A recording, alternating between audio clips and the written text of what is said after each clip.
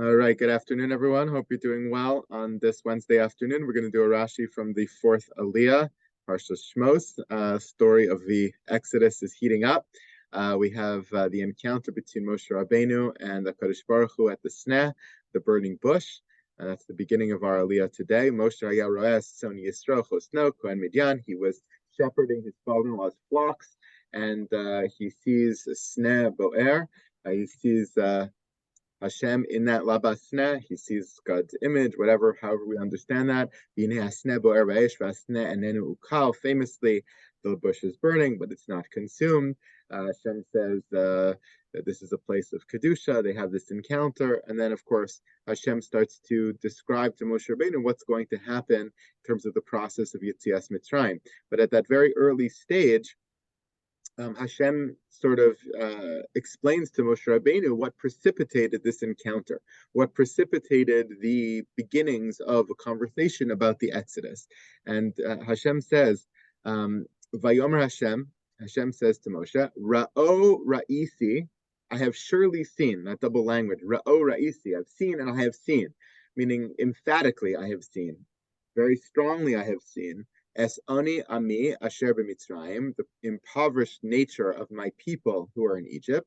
V'sakasam shamati, and I've heard their cries, mipnei nogsa, because of their taskmasters. Ki yadati es mach ovav, because I know their ka'ev, their pain, their troubles, their distress. And therefore, va'eret lahatzilo miyad Mitzrayim ala'aloso min ha'aretz hahi el-eretz tova rechava el-eretz tovat chalav udvash al-makom ha'kna'ani ha'chitia Maria Prizia Chivia Prizia etc. etc. Because of all that, I therefore will go down, I will raise them up, I will save them, I will bring them to the promised land, eretz tovat chalav udvash, etc. etc. And then we go on from there. So I was interested here in the language of the end of the pasuk. Ki yadati es machovav. I have known their pain and their suffering. I'm interested in it for two reasons. Number one, let's take a look a little bit earlier here. Just bring up another page so I could go back. If you look in the previous parak over here, just a few psukim earlier, over here, the beginnings of the suffering start to be expressed over here, right? A new king came upon Mitzrayim. The Jewish people were calling out from their labor. Vayizaku, they cry out to God. Their cries go up to God. Vayishma Elokim es nakasam. Vayizkor Elokim es brisosh es Avram Yaakov. He hears their cries. He remembers the bris. Vayar Elokim es bnei Israel, and he sees bnei Israel. V'yeda Elokim, and he knows them. God knows them. So, what are the verbs that are coming up here? Vayishma, to listen.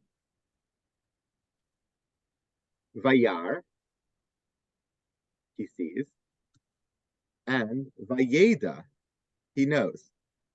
These are the three verbs that come up in the beginning of this piece of the story. We also have Vayiskor, okay, he remembers. That's a particular branch of this that has to do with what had happened earlier in history. He remembers the bris of the forefathers, but what's happening now is Vayishma, Vayar, Vayeda. He hears, he sees, and he knows. And then in our piece of our parsha, here we have the same three verbs. Ra'o ra'isi, now it's a double language, but Vayar, the first verb.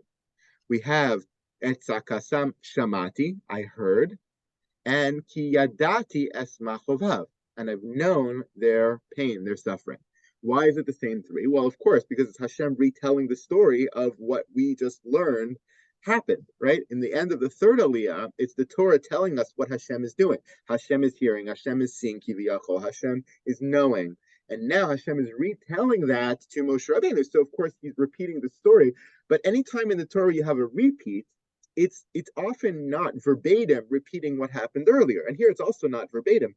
But here it's sticking to the storyline in a very, very direct way. Hashem is using the exact same three verbs that we learned actually happened to Hashem. Now he's using the exact same three and describing it to Moshe, which means these are not three random verbs thrown in, and they're certainly not repetitive verbs. They're very important to the story over here. Vayar, Vayishma, Vayeda. So that's just point number one, is to recognize that these, in our pasuk, these three verbs are being repeated from the end of Shlishi, and that Hashem is retelling it specifically using those verbs. The second question is, what's the interplay between them? Right? I understand Vayar Vayishma. Of course, all of this is anthropomorphic, right? We're trying to ascribe human qualities to God. God didn't really hear, God didn't really see, God is beyond those things. But we're describing in our own human terms what must have happened to Hashem from our perspective. He saw, he heard. So seeing and hearing is obvious. He sees suffering, he hears their cries.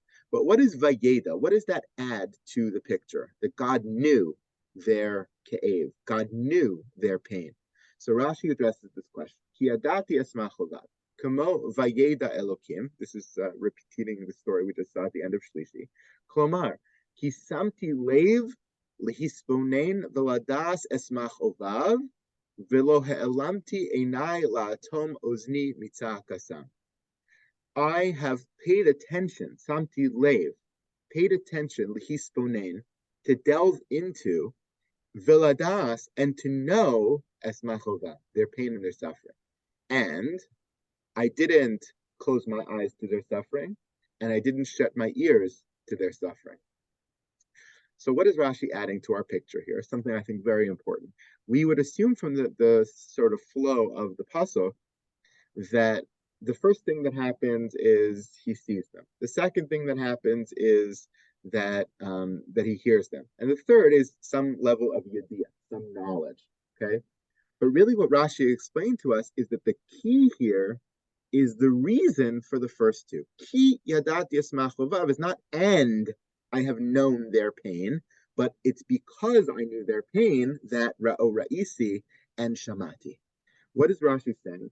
It's Hashem, yediyah of course means intimate knowledge, like we know from the story of Bereshit. So Hashem takes the time, so to speak, and the effort to get to really know them, to really empathize, to really samti lev lehisponen, to really delve deep into what they were experiencing and feeling. And that opened up the ability for him to hear and to see. It's the opposite of what we would expect from the order of the pasuk. The key here is the reason. The reason why I was able to see and hear is because I paid attention to begin with, which is such an important lesson for all of us. We could easily say, okay, open your eyes and see what's going on to other people. Pay attention. Listen to what they're saying to you. That only works if I had the initial interest of samti lev, yadati. That only happens if I have the initial desire to really understand someone, to really know somebody. I don't have to have that full knowledge of the person to see and to hear what they're going through, but I have to have at least the interest. Samti lev, I have paid attention, I've exerted effort to try to get to know the person. Once I have that interest, then my eyes open to new things that I see, my ears open to new things that I hear. Without that initial interest of yediyah, then the others are very hard to attain and to achieve. We see that's what HaKadosh Baruch Hu perhaps is modeling here for us, and what we can achieve in our own human relationships as well. Thank you so much, everybody. Hope you have a great day. Thank you. Be well. Rabbi. Have a Take care, good day. everyone. Everybody have a good day. You too. Bye.